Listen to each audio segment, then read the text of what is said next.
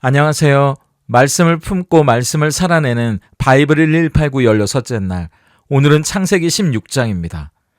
지난 15장은 아브라함을 찾아오신 하나님의 이야기였죠. 두려움과 불안에 떨고 있는 아브라함에게 하나님은 끊임없이 하나님 자신이 어떤 분인지 이야기해 주셨습니다. 나는 너의 방패란다. 너를 지키고 보호하는 게 나야. 나는 너에게 약속의 땅을 주려고 갈대아인의 우르에서 이끌어낸 하나님이란다. 너의 인생에 계획을 가진 하나님, 그리고 그 계획을 이루어가기 위해 너를 인도하는 하나님이 나란다. 그러면서 자손을 저 하늘의 뭇별들처럼 번성하게 해주시겠다는 약속, 이 땅을 너와 내 자손에게 주겠다는 그 약속을 다시 확인시켜 주시잖아요. 달라진 건 없다고 안심시켜 주시고 짐승을 반으로 갈라놓고 그 사이를 횃불로 지나가 주시지 않습니까? 이 약속을 반드시 지키신다는 언약서에 하나님 혼자 사인을 해서 아브라함에게 주세요. 아브라함의 사인은 거기 없습니다. 하나님의 일방적인 은혜로 이 모든 약속을 지키시고 아브라함을 이끄신다는 거죠. 아브라함이 할 일은 단 하나뿐입니다. 그걸 믿는 거였죠. 하나님을 신뢰하는 거였습니다. 성경은 아브라함이 하나님을 믿었고 하나님은 그 믿음을 의로 여겨주셨다고 이야기합니다. 그런데 참 성경에 나오는 인물들을 보면 우리와 별반 다를 바 없는 사람이구나 싶어요. 그렇게 안심하고 15장을 마치고 이어지는 오늘 16장은 앞불사 15장에 하나님이 아브라함에게 그렇게 애써주시고 아브라함은 그걸 믿었던 장면이 무색하게도 또 아브라함이 실수하는 장면을 보게 되기 때문입니다. 약속을 믿기는 했는데 1년, 2년, 3년이 지나고 10년이 지났는데도 아무 일이 일어나지 않는 겁니다. 별별 방법을 다 써봤겠죠. 그런데 다 안 된 겁니다. 그러자 아브라함의 아내 사레가 이야기합니다. 여보, 안 되겠어요.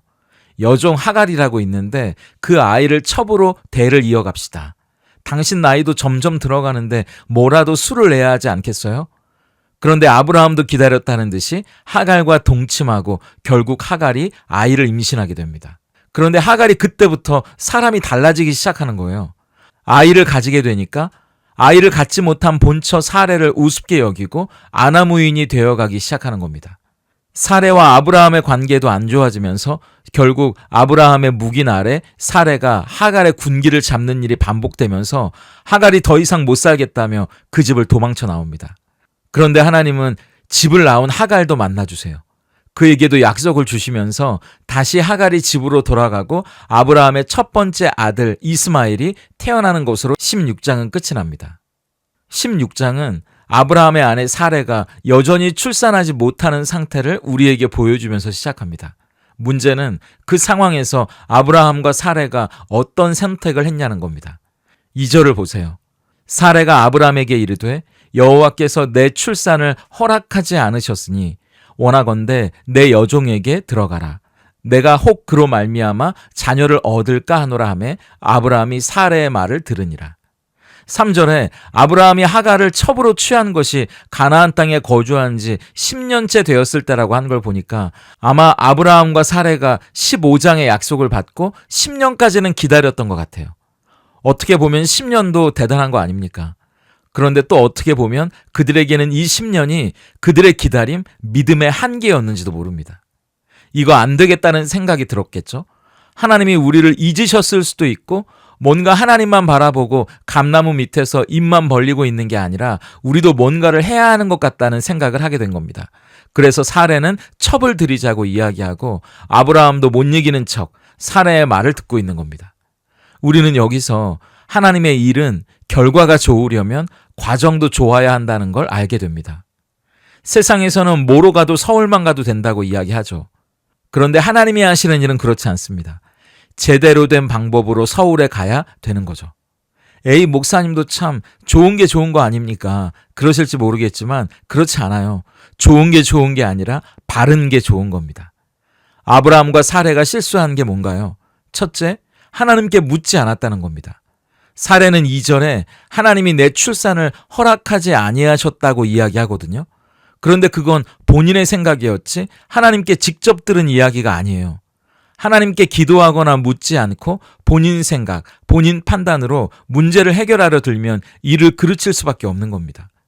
하나님께 묻지 않으면 내 생각대로 추측하고 내 판단으로 결정하게 되는 겁니다. 오늘 우리는 내 생각, 내 판단으로 결정하고 있지는 않나요? 아니면 하나님께 묻고 하나님의 뜻을 확인하고 움직이고 계신가요? 둘째, 아브라함과 사레가 관계에서 실패했다는 겁니다. 생각해 보세요. 사레가 이렇게 말하면 당연히 아브라함은 사레에게 제대로 이야기를 해줘야 되는 겁니다. 왜요? 하나님의 약속을 직접 들은 당사자가 아브라함이니까요. 여보, 그런 소리 하지 말라고. 하나님이 벌써 몇 번이나 말씀하셨고 밤하늘의 별들을 보여주시면서 나에게 직접 이야기까지 하셨다고 엉뚱한 생각하지 말라고 하나님의 말씀을 아브라함은 나눴어야 합니다. 그런데 여러분, 창세기 아담과 하와가 선악과를 따먹었을 때와 비슷하지 않습니까? 아담이 하와에게 아니라고, 하나님은 선악과를 먹으면 죽는다고 하셨다. 지금 하와의 말이 하나님의 말씀과 뭐가 다른지 말했어야 했는데 그걸 덥석 받아 먹잖아요. 아브라함도 덥석 그 제안을 받아들였다는 겁니다. 부부이든 친구이든 동역자이든 중요한 건 친하고 잘 지내는 게 다가 아니에요. 하나님의 말씀대로 살아가도록 도와주는 게 진짜 관계고요. 하나님의 말씀대로 그 관계를 만들어 가야 되는 겁니다. 아브라함은 부부 관계를 영적인 관계로 만들어 가는데 실패한 겁니다. 우리도 마찬가지예요. 바르게 살아가도록 하나님의 말씀으로 격려하고 돕고 세워주는 관계를 만들어 가야 됩니다. 셋째, 가장 중요한 거죠. 하나님의 방법을 신뢰하지 못했다는 겁니다. 15장에선 분명히 우리의 시간표가 아니라 하나님의 시간표가 중요하다는 걸 믿었어요. 우리의 방법보다 하나님의 방법이 중요하다는 걸 믿었는데 10년이라는 시간이 지나면서 그 믿음은 온데간데 없이 사라지고 세상의 가치관으로 살아가게 된 겁니다. 세상의 가치관으로 보면 그 당시엔 본처에게 자식이 없으면 첩을 들이고 대를 이어가는 게 하나도 이상한 일이 아니었기 때문입니다. 하지만 이들이 받은 약속은 믿음의 자손, 하나님이 주시는 아들 아닙니까? 그럼 하나님을 신뢰하고 기다렸어야죠. 안타깝게도 10년이 그들의 믿음의 한계였습니다. 결국 하갈을 첩으로 들여서 아이가 금방 들어섭니다. 사람들은 기뻐했을 것 같아요. 이거 보라고. 이렇게 쉬운 일인데 하나님도 이렇게 문제를 해결하라고 우리에게 지혜를 주신 거였어. 하나님이 상황도 이렇게 열어주신 거 아니냐고 착각했을지 모릅니다. 그럼 어찌됐든 하나님이 주신 자손을 얻었으니까 된 건가요? 아들이라는 결과를 얻었으니까 모든 걸 하나님이 하셨다고 영광 돌리면 되는 겁니까? 아니죠. 우리는 결과만으로 하나님의 영광을 드러내는 사람들이 아니에요. 그 결과를 얻기까지 그 과정에서도 하나님의 선하시고 온전하신 뜻이 무엇인지, 하나님이 영광 받으실 만한 분인지 우리는 나타내야 하는 사람들입니다. 원칙을 지키고요. 하나님이 기뻐하실 만한 일을 하는 겁니다. 그런 과정을 거쳐야 결과로도 하나님께 영광을 올려드릴 수 있는 겁니다. 만약 과정에서 하나님의 영광을 드러내지 못하면 아무리 좋은 결과를 얻는다 해도 사람들은 손가락질하고 하나님께 덕이 되지 못하는 결과를 얻게 되는 거예요. 오히려 하나님의 이름에 먹칠을 하게 될 수도 있는 겁니다. 보세요. 아들을 얻기는 했지만 그 기쁨도 잠시, 하갈이 본처 사레를 업신여기고 아나무인적인 행동을 하기 시작하잖아요. 사레와 하갈의 관계가 깨지는 겁니다. 아브라함과 사레 부부 관계도 깨져버려요. 5절을 보세요. 사레가 아브라함에게 이르되 내가 받은 모욕은 당신이 받아야 옳도다. 내가 나의 여종을 당신의 품에 두었거늘 그가 자기의 임신함을 알고 나를 멸시하니 당신과 나 사이에 여호와께서 판단하기를 원하노라. 본인이 이야기해놓고 아브라함 핑계를 대는 겁니다. 결국 아브라함은 또 우유부단하게 사레 마음대로 하라고 해서 하갈이 임신한 몸으로 그 집을 도망쳐 나오게도 되지 않습니까? 사레 입장에선 잘해보려고 했던 일이 이런 결과를 불러올 줄 어떻게 알았겠어요?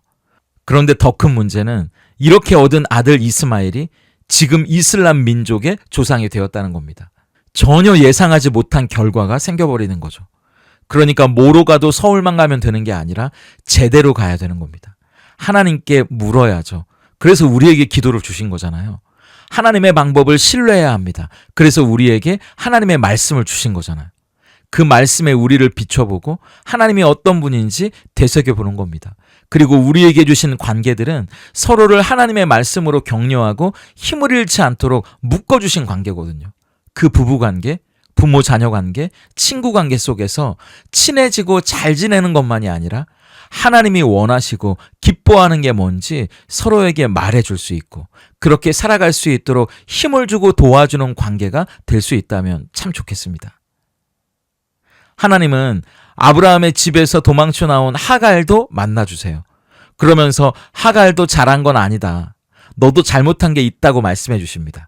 그러면서 종으로 주인을 업신여기고 막대한 건 태도에 문제가 있는 거라고 이야기하면서 집으로 돌아가라고, 주인에게 이제부터 복종하라고 말씀해 주십니다.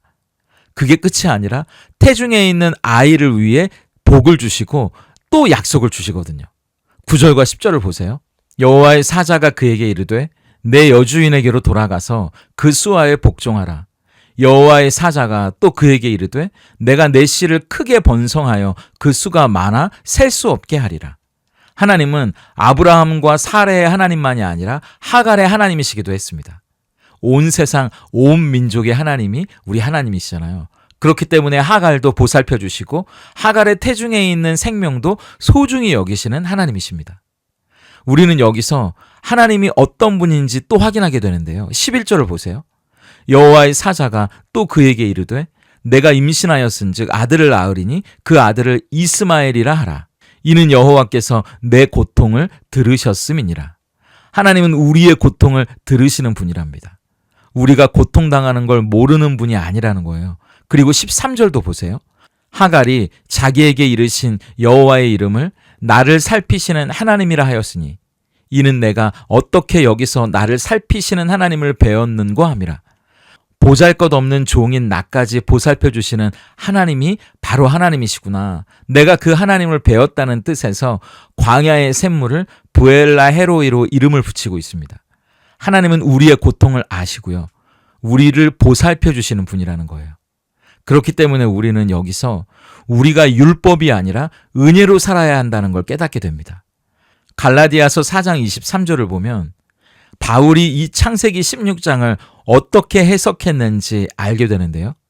여종에게서는 육체를 따라 낳고 자유 있는 여자에게서는 약속으로 말미암았느니라. 여기서 육체를 따라 낳았다는 건 내 힘으로, 내 실력으로, 내 방법으로 아들을 낳았다는 거예요. 율법을 따라 사는 삶을 이야기합니다. 약속으로 낳았다는 건 은혜로 낳았다는 의미거든요. 율법이 뭡니까? 내 힘으로 해결하려는 모든 시도죠. 은혜는 뭔가요? 내가 할 수 있는 일은 아무것도 없습니다. 하나님 나를 불쌍히 여겨주시고 내 인생에 개입하셔서 하나님의 섭리하는 바가 이루어지게 하옵소서. 그게 은혜거든요.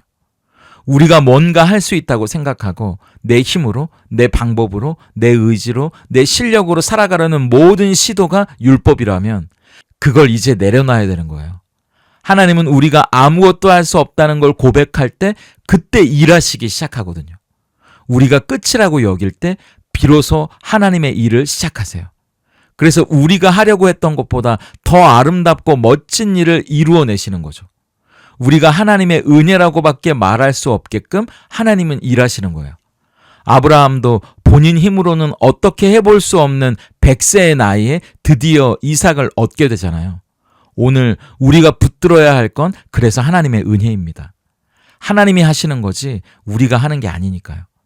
그 하나님은 우리의 고통을 들으시는 분이고 우리를 보살펴 주시는 분이기 때문에 우리는 하나님의 은혜를 붙잡을 수 있고 하나님을 신뢰해도 좋은 거예요. 뭐로 가도 서울만 가면 된다는 게 아니라 그 하나님이 기뻐하시는 방법으로 하나님의 뜻을 묻고 하나님의 방법을 신뢰하며 내게 주신 사람들과 함께 걸어갈 때 우리를 이끄시는 곳까지 바르게 걸어갈 수 있는 겁니다. 결과만 중요한 것이 아니라 그 결과에 이르는 과정을 통해서도 하나님이 기뻐하시는 삶을 살아가고 하나님께 영광을 돌릴 수 있는 우리가 될 수 있으면 참 좋겠습니다. 오늘 바이블 1189 적용입니다.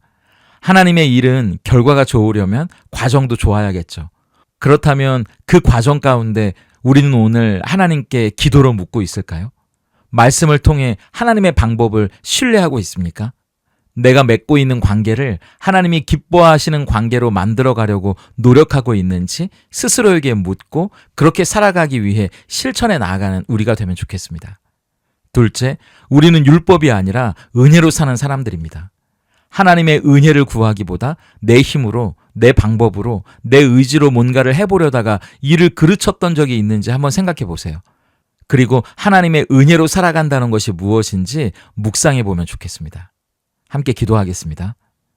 우리의 고통을 들으시고 언제나 우리를 보살펴 주시는 하나님 감사합니다. 이제 섰다, 됐다 여겨질 때 또 여지없이 넘어지고 쓰러지는 우리는 참 연약하고 부족합니다. 그러므로 우리의 힘과 의지, 우리의 방법대로 살아가려는 모든 시도는 결국 이를 그르칠 뿐이라는 사실을 기억하며 기도로 하나님께 묻고 말씀 가운데 하나님의 방법을 신뢰하며 오늘 내게 주신 관계를 하나님이 기뻐하시는 관계로 세워가는 지혜로운 삶을 살아가게 하시옵소서. 더 이상 율법으로 사는 사람들이 아니기 원합니다. 하나님의 은혜로 살아가는 진정 복된 자가 우리이기를 소망하오니 캄캄하여 아무것도 보이지 않을 때 두려워하며 불안해하기보다 바로 그때가 하나님이 일하시는 때임을 신뢰하며 오히려 미리 행하실 일을 감사할 수 있는 믿음이 우리에게 있게 해 주시옵소서. 그리하여 결과만으로 하나님께 영광을 올려드릴 수 있다는 어리석음을 내려놓게 하시고 결과에 이르는 과정을 통해서도 하나님의 영광을 나타내고 그 영광을 하나님께 올려드릴 수 있는 우리이게 하시옵소서. 예수님의 이름으로 기도드립니다.